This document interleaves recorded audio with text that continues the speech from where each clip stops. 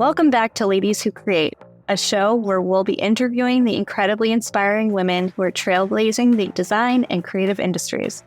I'm your co-host, Liz Meyer, a creative director and half of the Datalands duo. And I'm your other co-host, Jess Rosenberg, and I'm a creative director currently working in the tech industry. Today, we're excited to welcome design director Anna Fine, who was kind enough to share her design journey with us. We talked to Anna about her leap from a background in science to design, navigating career shifts, the importance of continual education, and the intersection of design across different aspects of life, including furniture collecting. Welcome, Anna, to the show. Welcome, Anna Fine, to Ladies Who Create. We're so excited to have you here. I'm excited to be here. Thank you for having me. Yeah, thanks for hanging out with us for an hour. I'd love to get into your career trajectory. You've done so many different things throughout your career, from brand design, to product design, agency side, non-agency side. I'd love to hear from you what that journey has looked like. Sure. So I'll go high level in the beginning, but I actually, growing up, wanted to be a genetic engineer. I didn't even know art was a viable career path. In fact, I was so dead set on it that I went to a STEM high school.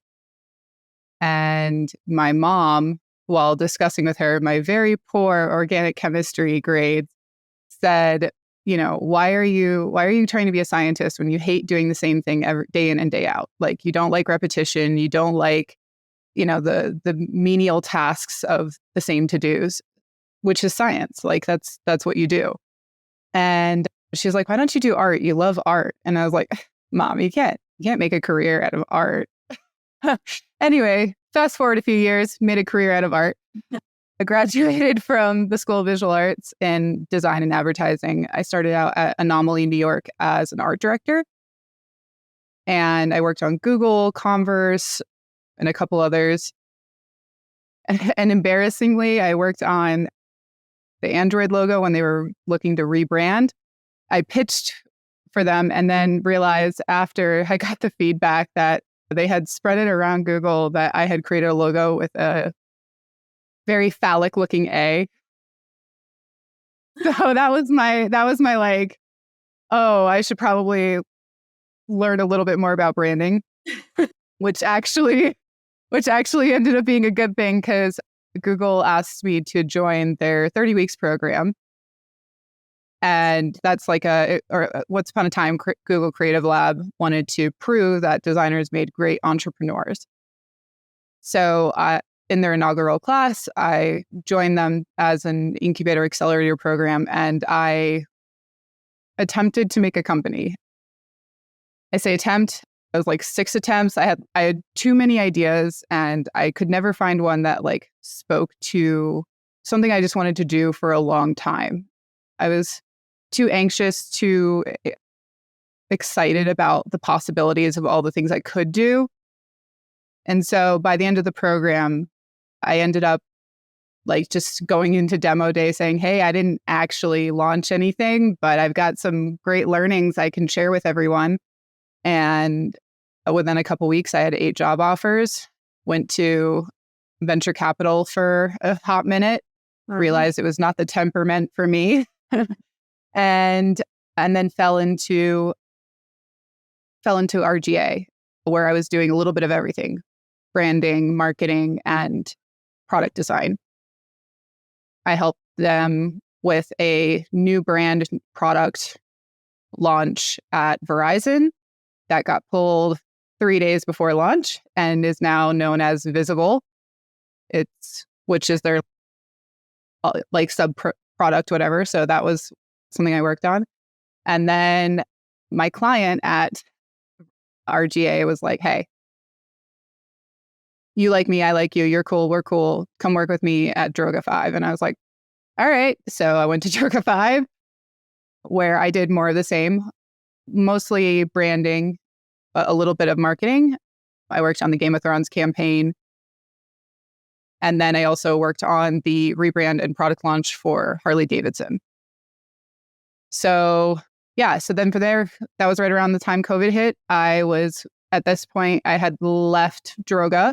I was a consultant and I was working with Policy Genius in New York.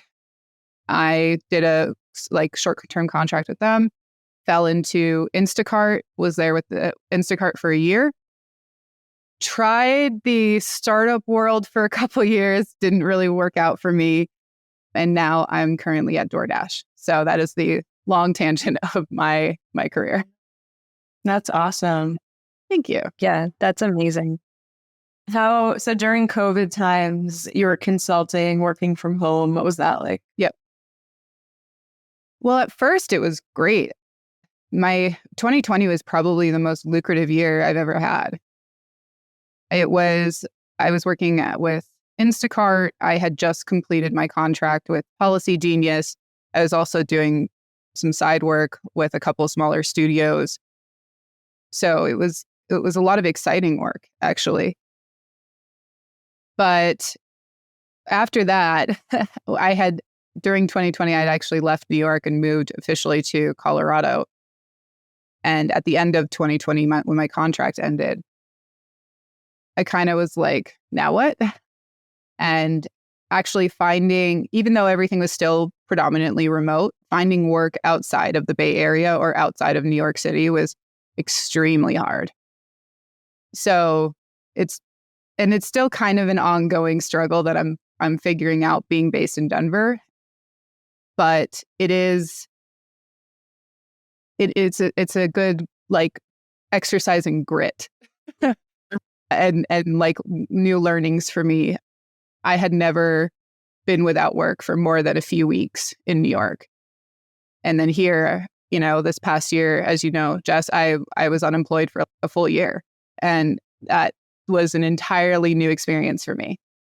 So, COVID has been both a blessing and a lot of learnings, having forced myself to move from New York and start new here and just essentially network in a whole new way. Yeah.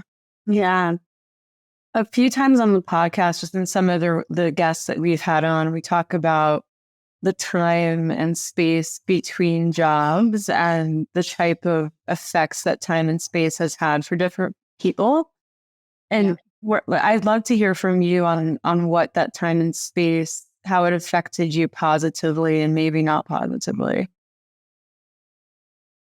Huh. Okay. Or thinking about that.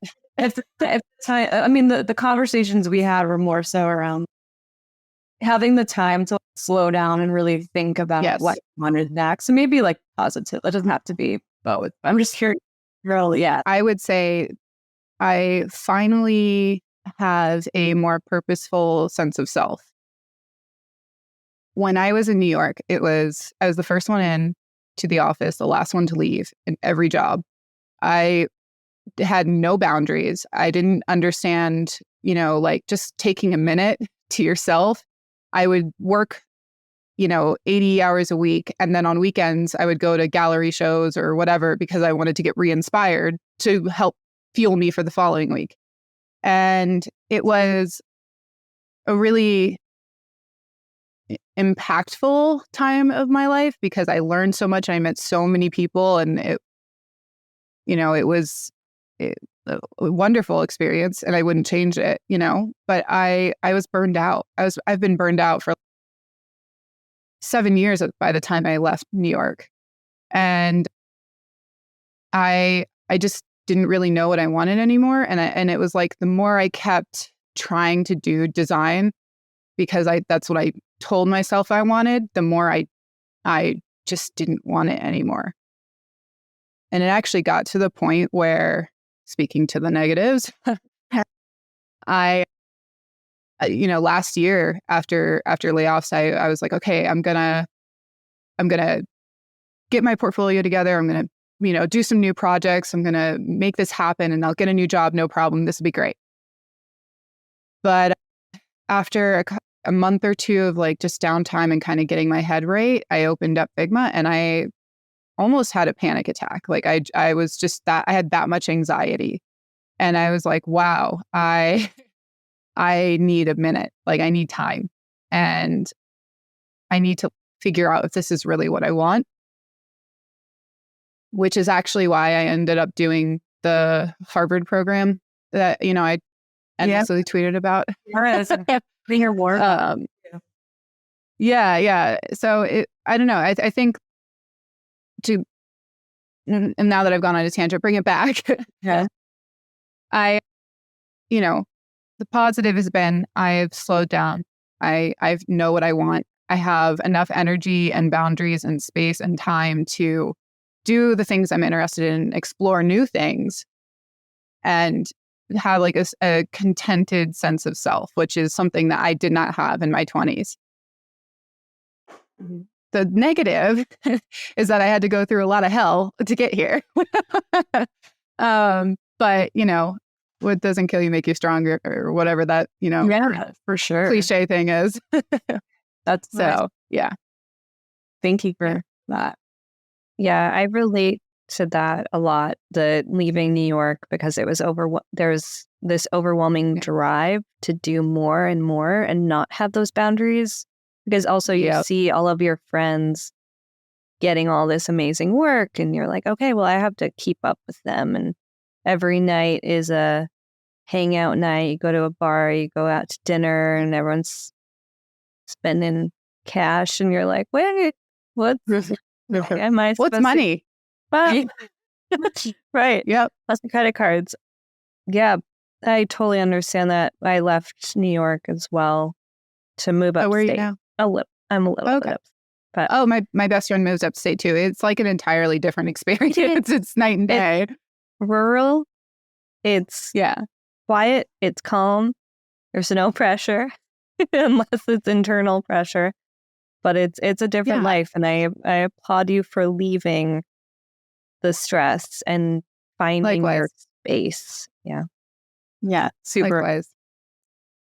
I don't know. I don't know what part of upstate you're at, but for me also just, we had Central Park and we had Prospect Park and we had, these really beautiful spaces, but like actually being in nature has an entirely different mental health benefit than just walking through a really beautiful park. So I have a bunch of 5 acres around my house. Oh, wow. Okay. Yeah. You've got way more nature than I did. You have Wait, you have chickens? We did. It was a COVID. It was a COVID. Oh my gosh. But they're living at our friend's farm right now, so it's okay. I didn't even want to ask what happened to the chickens. Didn't want it to. No, they're okay. Well, oh my gosh, no, I couldn't eat chicken several years, and then even now I'm like, I don't like it. It feels wrong. It feels Yeah. My mom did a similar thing. We went to dinner one time. My dad ordered venison, and right above them was like a deer head on the wall. And my mom was just like, how are you eating that right now? Oh my God. It's scary. Yeah. I actually have as you know, I was very intrigued by the Harvard course that you took. Oh, yeah. I'm really fascinated by the idea of essentially going back to school in a way. And even if it's not like a whole master's program, it's just like that continuing education and realizing when you need to further your knowledge. And just like, how did you find it? Did it do anything helpful? All the things. Yeah. So I had seen a couple of my friends go back to school, and it was something that I had talked with my parents about for years, going back to school and maybe getting my MBA, especially because I worked in advertising for a very long time. But when I got laid off and I saw the economy and like people struggling to get work, I was like, well, maybe now's a good time to go back to school. But I don't know if you know this, but an MBA program is anywhere from $100K to $200K. And I was like, that is a lot of money I don't have right now. So I thought, okay, well, let me dip my toe. I haven't been in school in 15 years. I taught at SVA for 6 years, but I hadn't been in school. And so I was like, all right, I'll give it a shot. And if I enjoy it, if I like it, maybe I can get a loan and go to school. I did like it. I did enjoy it, but I decided not to go to school, for the record. But yeah, I looked into several programs, and the Harvard one was the one that, because it's an online certification program, it was the only one that people like actually took seriously. Yeah. So I was like, okay, I'll do that. And then I looked at their various programs, and there's something called CORE. And CORE was essentially like your basics in business. So economics, finance, and data analytics. And they wean you into it a little bit. I did like they do it by like weeks. So they'll do modules for different classes, different weeks, so that you kind of like build up. And I did the fast track, which was a lot of work. In hindsight, I probably should have just done the module per week. But I started out with data analytics, and I was like, this is easy. I got this. And then the next week was finance, and it was like, and economics. And I was like, oh no, I don't got this. My dad, fortunately, he's a CPA. He's a chief financial officer. So he helped me kind of get the basics a little bit. There were definitely a few nights of me crying. It was like flashbacks to middle school with my dad trying to teach me math, going, I don't understand, Dad. But he was a trooper. He was very, very, very patient with me. And I did eventually get it. And ironically, finance ended up being my best class. And which I never, ever thought I would say that. But the best part about it was and part of the reason I was able to cure my burnout, honestly, was because of this class. I went into it trying to understand why businesses are the way they are. Why, when I present them meaningful, viable options, they go with some bullshit. They choose the dumbest idea, but the easiest to implement or the fastest or whatever. And I'm like, why? Because if you do it right, then there's a better return of investment. So why are you doing this? And so I don't know. I went in with that mindset, and then every single module that as I learned more and more, I was like, okay, now I get why this company does X, or now I understand why when I presented these things, they chose Y. And the more that I understood the business logic of their decision making, the more I understood that I was doing design wrong. I was coming at it with a fervor to give them the best, most beautiful solution every time. And when you do that, you're trying to fit a square peg in a round hole. They have a very specific thing that they need done, and they have a very specific budget for that. And no matter how great an idea is, or no matter how beautiful something is, they're never going to retrofit it in there. They're just not. It's not good business. A lot of what I came from, New York advertising, hustle and bustle, it's extremely competitive. It is always whatever you present is a representation of you and you alone. And so everything I did, I will put in extra hours and extra time and extra effort to make sure that it was always the best potential representation of me. And then I did this program, and I was like, oh, I literally burned myself out. I kept trying to push a wall, and that wall was never going to move. And so I just changed my perspective, and all of the things where I was especially in product, when you're doing these little baby things, little baby changes that seem menial and unimportant, suddenly I understood the importance, the incremental network effect that happens, the economics of these smaller changes and why they have such large impact financially and for consumers. And so I kind of it was the mental shift I needed to go back into design with a fresh perspective and a better understanding of my peers who are non-design partners. And it made it easier for me to communicate and work with them and meet them where they are. So yeah, I think it was worth it. Okay, I think that was an amazing advertisement for Harvard.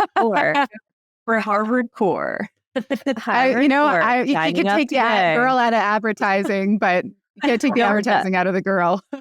But that has always been a struggle for me to speak the language as like a creative that wants to make and very wants to always make the weirdest, most interesting work. That is like the core of my company.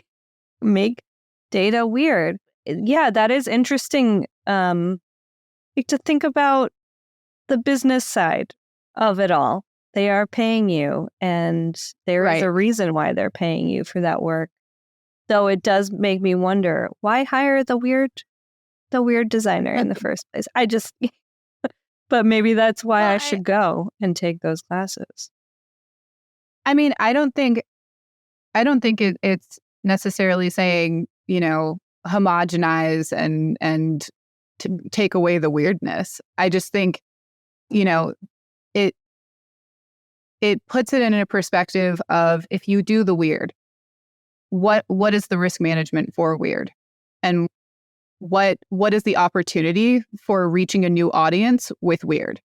I mean, Duolingo does it phenomenally, right? Yeah, they do. So it's not no to weird. It's just position weird in a way that it provides them a business opportunity.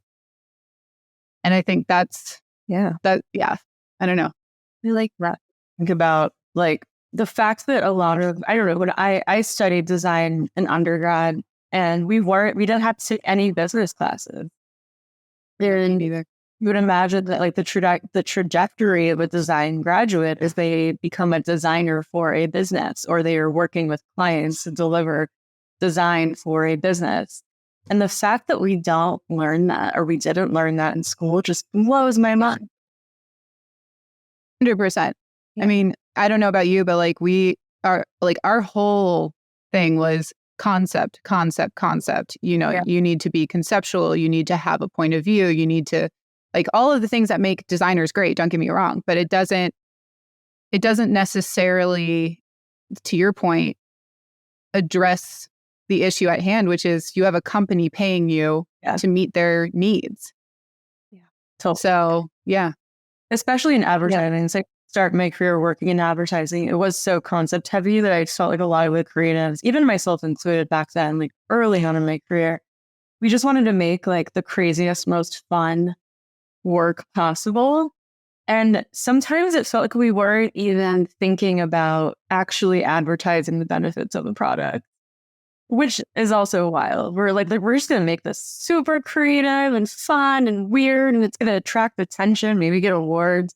But is it actually advertising that the product does and why people should care? Yeah, that last bit, like every agency I worked at was, when we pitched anything, you showed them the headline of the award that, this X won an award for a yada yada idea. And it was like without fail, because you had to sell the vision of winning awards.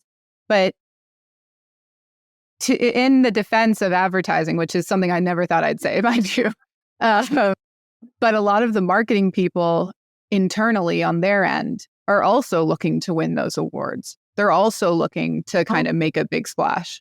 Yeah. And so, it's incumbent on them to be thinking about the product benefit. But yeah, I don't know. I can't believe I just defended advertising. I know. I mean, it's like a career decision at that point. It's, do you want to further your career, get an award, and then move on to the next place? Or do you want to sell incrementally this, 0.2% more Cheetos? I don't know what I'm talking about. But, or 2% more SaaS, subscriptions next year. So it's, that should be a CEO driven decision. I mean, on the notion of creating weird for weird's sake, I do give Liquid Death a lot of credit for creating the brand they created out of a commodity, like probably the most commoditized product in the world. Yeah. And then that is a masterclass alone in disruption, in my opinion. And they're selling tons of commoditized water in the form of just, there are like, I was going to say there's dedicated sections to liquid death in my grocery store. Oh yeah, same. Yeah. It's very impressive. Yeah. That and Chobani, they did a really good job of taking very commonplace things and just making it something desirable. Totally. Yeah. Yogurt. How do you do it? How do you make this Yogurt? cool? I'm curious, like for those who might not be able to take, a class like this or a course like this, what are some things you could suggest or advise on how designers can learn how to become more business savvy or speak the language of business in their design practice? Interesting. There are a couple YouTube channels that are really great. In fact, I reference them a lot to learn the things I wasn't learning in the Harvard program, because they expect you to kind of have a baseline knowledge of anything related to business. And I was coming at it from art school. So I was like, I don't know what any of this means.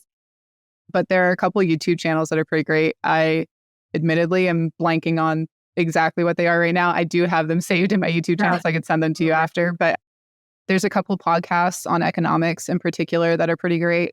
That's my biggest thing, is honestly just listen to some of the podcasts. Like even more recently, the Morning Brew guys, they are doing a lot of like projection type, forecasting type work, which to me, before that class, I was like, I don't even know what any of this means. But I think the more you listen to it and then maybe even ask ChatGPT, hey, can you explain what these things are?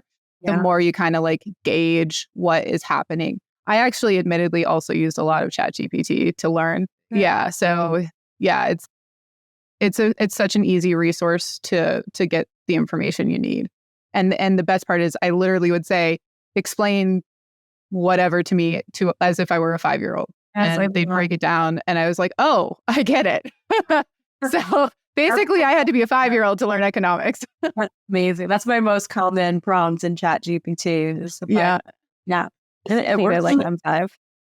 I'm 5. It does. Yeah. But it works so well, because otherwise it's this very complicated thing that I'm like, I don't know what any of that, what are those words? Yeah. It's a string of words that means nothing to me. You're like, give me the Cliff's Notes on what this thing is. Yeah, exactly. Yeah. Listen, I'm a millennial. We come from Spark Notes and Cliff Notes, okay? I wish there was something like that for like social media and like navigating algorithms Memes and stuff like that, because that's one of my current things. I'm like, I can't figure any of this out. There are so many memes. I don't. They'll be like, all of a sudden out of nowhere, people were saying Delulu. I'm like, what is Delulu? And then now I know, but I didn't know what Delulu was. I didn't know what it was.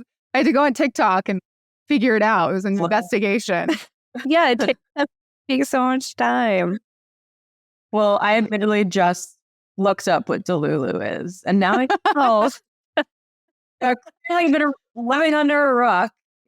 You've just been Delulu about Delulu. That's all. It's okay. I think you're safe. Delulu is a specific demographic. It's not. You don't need to. Don't worry. The fun mouth willing to say Delulu. It is fun. I particularly liked when I first came. I was like, Delulu is the Salulu, and I was like, oh my God, that's cute. That is so fun to say. That is cute. It's nice.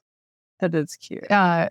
There's a furniture designer, Yidrik Halabala, which is also a really fun name to say. And I just I have a piece of his, and every time people ask, I'm like, it's Halabala. Any chance? Get it. Yeah, it's like it's actually a problem, because I like wait for people to ask about it. I'm like, oh, that Halabala. We should link that too. We'll do a long link here. Maybe there you go. I'm way to talking about hobbies and your furniture and collecting. I want to hear more about that. Yeah. So, fun fact, my great grandfather was a furniture designer and maker in Denmark. I did not know this until I was like 16. My grandmother and I walked into a furniture shop while we were looking for something for my parents' house, and she started crying And I was like, what happened? I immediately went into like overprotective granddaughter mode. I was like, what did I do? What's going on? Please tell me how I can help. And she just pointed to this table and she just was like hysterical. My mom goes, oh, that was your alafaz or like your great grandfather's. And I was like, wait, what? I was like, what is it doing here? Why is this furniture here? And they were like, no, he made it. And I was like, that's insane. Why has no one ever told me this? Anyway, fast forward to COVID. I left New York. I finally had space and I had a place of my own. And I was like, I get to decorate. I get to really decorate. And I looked into my grandfather's work and the people he worked with, Hans Wegner, Charles Eames, like all the great. And I was like, wow, I need to learn more. Like I need to learn more about these people. And I just went deeper and deeper and deeper into like this weird place where now I can walk through a vintage place and be like, that's yada yada designer made in yada yada year. Amazing. And yeah, so and that kind of just spiraled into other things, interior design, and like the overlap of graphic design with furniture design in particular was just so appealing and intriguing to me because it is form and functionality as a marriage, which is very much what we do. And so I was like so intrigued by their philosophies, particularly Finn Newell, who's a favorite designer of mine. He's Danish, mid-century designer. And his whole thing was, yeah, it needs to be comfortable, coming from a time period where functionalism was extremely prevalent. It was, does it work? Does it feel fine? Great. Then if it's ergonomic and it works, then that's all you need, which is very much like what Hans Wegner is known for. And Finn Newell said, screw that. I want it to be beautiful and artful, but also comfortable. So he would hand carve every single piece like on his own and make these like gorgeous sculptural pieces. So actually one of his chairs, the chieftain chair, is I think still the highest priced or highest sold chair at auction at $120,000. Wow. Yeah. So it's like a weird niche hobby of mine, but it was like something sparked inside of me. And now I can't turn it off. So do you collect old furniture now as well? I have a problem. Yeah. I'm actually trying to sell a good chunk of it. That's why you have a job, That's yeah. Well, now I do. Yeah. You have an account called Anna Finds, right? Yeah, Fine Finds. Just to make things difficult, a little alliteration there. But yeah, I'm actually, oh my God, this is just to prove how cool I am on the Gen Z scene. I have started a TikTok and I am going to be talking through a lot of the overlap of just like graphic design and furniture design and interior design and all that. So that's awesome. Yeah. No, that's great. You'll have to give us your hand though. Yeah. So, more people need to be sharing their like deep knowledge about the things that they're passionate about. I mean, it's what you should do. Should be I agree. Although I will say, like, when people meet me and they're like, you like furniture? Like, people don't, it doesn't register. They're like, why would you like furniture? And it's honestly just industrial design. Like, it's product design, but it's premised in being functional versus like something more tactical or utilitarian. So I don't know. That's actually not surprising to me at all. Actually, it makes sense. You're a designer and you care about beautifully designed things. Feels like a perfect. Fair. Yeah, it seems like a natural interest to me.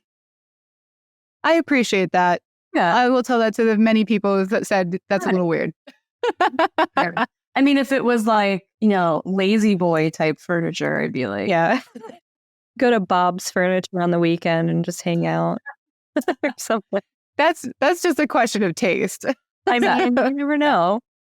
Yeah. So Fair. it's like tasteful, well-designed furniture. Yeah. Yeah. And just like art history around it.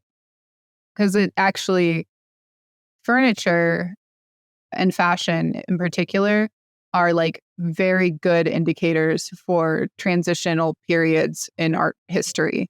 So it's if you know kind of like the silhouettes, the lines, the kind of qualities of those particular time periods, you can actually see a direct correlation into the art period as well, and like how it kind of transitions accordingly, which I also find fascinating. That is fascinating. Have you watched the new Look on Apple TV yet? No. What is that? It is a really well done, it's not a documentary, it's actors scripted, but it's about Dior and Chanel and some of the other great fashion greats during World War II and right after. And it's so well done. Okay. A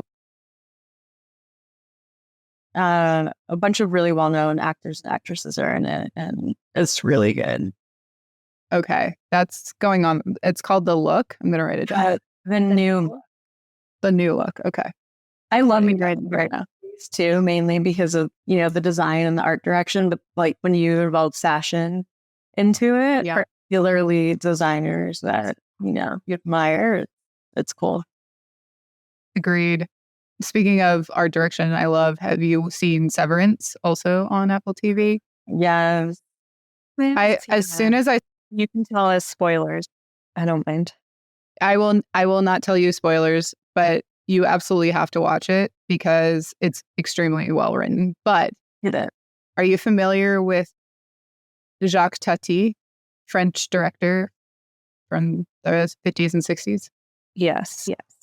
He made a movie called Playtime. That's probably his best known work. As soon as I saw Severance, it was like the style, the coloring, the symmetry of the it was all like I immediately said to my ex at the time, I was like, that's Jacques Tati. It has to be like who's art directing this. And then it was Ben Stiller, I think it was, who was the director. Was it? Yeah. And he actually said, I was super inspired by Jacques Tati, and that's how it came to be. And I was like, there you go. Well, there you go. Yeah, But it's so that's sweet. Sorry. Inside baseball. Yeah, sure. Now I'll have to go watch Playtime and just make the reference of. Yeah. It's an artsy movie. There's no talking at all, for the record. So it's purely aesthetic, but it's beautiful. Yeah. Nice. I thought you were talking about something else. I'm going to edit this out, but I thought you were talking about something else. There's a show on HBO, and I thought it was you were talking about that. Severance, I've seen. I binged the whole thing in 3 days, and I became severely depressed. So I know. I'm like waiting for the second season. I know. It's okay. It was like early 2020, I think, that it came out. So I kind of want to watch it and just so I remember there was a cliffhanger at the end. And I really feel like very like what she got out. Yeah. It was actually 2022. Oh, was it? So our frame of time. There is really fast. Listen. 2020 to 2024 is just a blur. It's a blob of time. It's all 1 year to me. Yeah. One long orgasm. Yeah. Should we talk a little bit about imposter syndrome? And we've been bringing this one up, quite a bit with our guests, just because it's such a common, feeling, especially amongst creatives, especially, in fields where female representation might be lacking a bit more. I'm curious how you've, experienced imposter syndrome and how you navigated through it, and maybe even some like tips and tricks to overcome it. Imposter syndrome is so tough because like it creeps up on you when you least expect it. And then once it's there, it's so hard to like course correct, you know? For me, imposter syndrome manifested differently at different points in my career.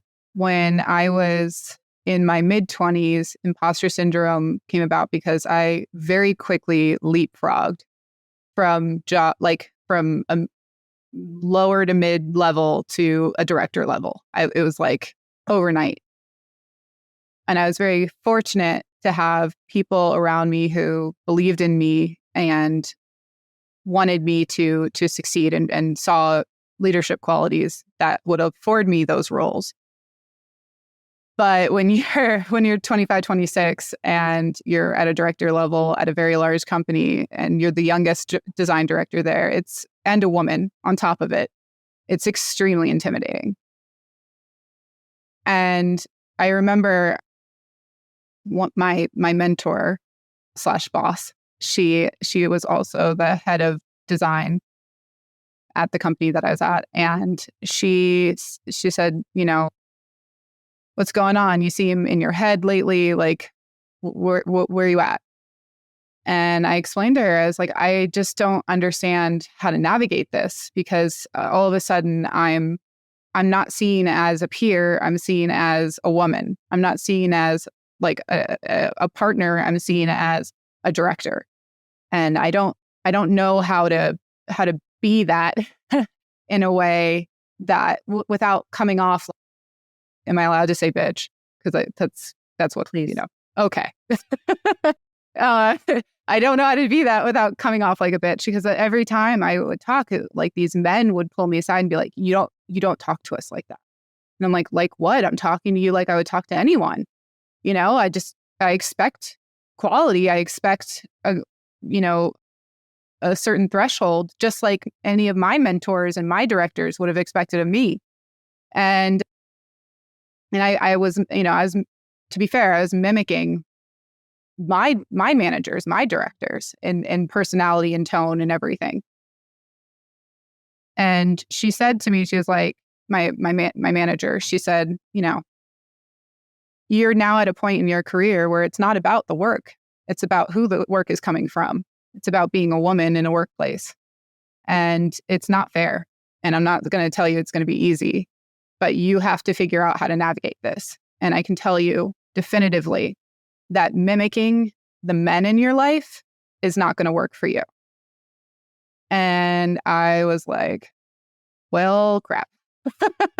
What do I do? Because we talked about earlier, I didn't have a known sense of self. My identity was my job. Mm-hmm. So if I didn't have someone to mimic, then how do I be a director at, And so I had crazy imposter syndrome because I was just like, I don't know how to do this job. I don't know who to be for this job. I got put here because I had these soft skills that they saw in me, and I don't know how to leverage them. And anyway, TLDR, I ended up just becoming the director I wish I had, and ended up being exactly right. It was, in fact, the one thing in all of my reviews, everyone said that, like, the people who reported to me said I was a great director, a great manager. And that was probably the most fulfilling feedback I'd ever gotten. So for that, I'm like grateful I went through it. More. But on the flip side, I had imposter syndrome because I did leapfrog, because I did skip over steps. And later in my career, late 20s, early 30s, I was very aware of the things that I had not learned because I skipped many steps. And I saw my peers who had this very in-depth knowledge of things that I didn't. And I had to start over. I had to be willing to kind of like recognize that it wasn't just imposter syndrome. It was like I didn't have skills that I needed. Mm-hmm. So I had hard conversations with people I respected. And I said, what am I lacking? What do I need to do? And it's never easy to hear it it's never easy to hear that you've got faults and, things that you could do better. But I've always felt that it's better to hear the hard stuff and fix it than to let the unknown go by and it bite you in the ass later. So I did. I just went back and I started learning again. And in fact, I'm at Doordash, even though I was a design director for 7 years, I'm, lower senior product designer, relearning things that I didn't learn in my earlier career.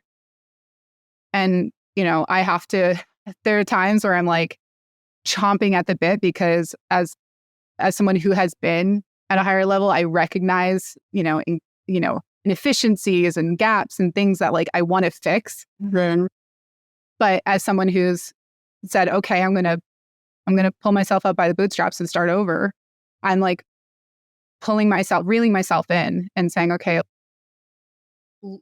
observe, learn, focus on the education, and you can get to that again. Like that's a skill you can do. So just keep going.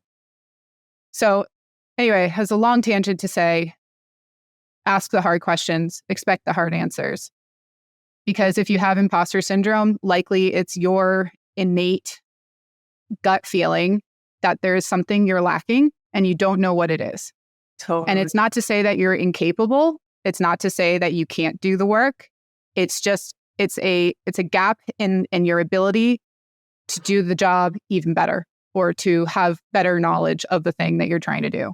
And so talk to people. Yeah. And then fix it.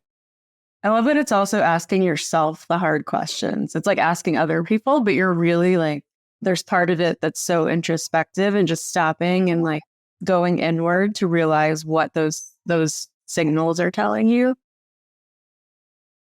You love that. Yeah, I've dealt with similar stuff. I've definitely leapfrogged too many times. Way too many times. No, it's great. It's great in the moment because you're like, I'm doing awesome. I'm succeeding. I'm successful, whatever. But then like you look back and you go, well, shoot, I didn't learn these little nuances that actually make all the difference. So sometimes people are looking for jobs and they've been at this higher level, but then now they're like, well, maybe I want to take a step back. Maybe I want to be IC again. Maybe I don't want to be a manager. How do you go into those conversations with a new company and lay it on the table and explain that in a way that makes them want to take a chance on the overqualified candidate? Oh God, I heard that so many times. I wish I had a really good answer. The only thing I did was I was honest. I was like, look, I can do all of these things, but I can also limit myself. The phrase I regularly use is, I will fill the space you give me. So if you give me a lot of room, I'm going to take all of it. But if you give me a very narrow purview, I'm going to stay in my lane. And so I said, if you need me to be a hyper-focused individual, I will do that. But I will do that with the background knowledge and awareness of someone who comes from a wider, more expansive perspective. And that seemed to have worked. I mean, like I said, it's not a great answer, but it was honest, which, I think nowadays, especially with how many people have been laid off, I think that's kind of where people are starting to fortunately come from, is a place of honesty, which is, I need a job, I've got to pay my bills, or, I'm more capable than this, but I fully recognize that that's not necessarily something that I can fulfill at this point in time because the demand isn't there.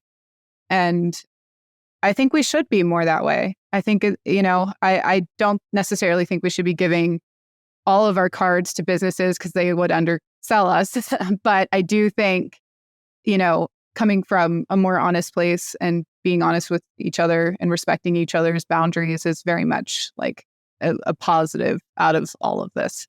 Yeah, that's a common thread that I have personally heard, like overqualified, but then is it supposed to just be a ladder? Are you supposed to just be climbing up this mountain? And what is the peak? Is it, I mean, I already, yeah. What does the peak look like? Why can't you take little side road down the way, you know?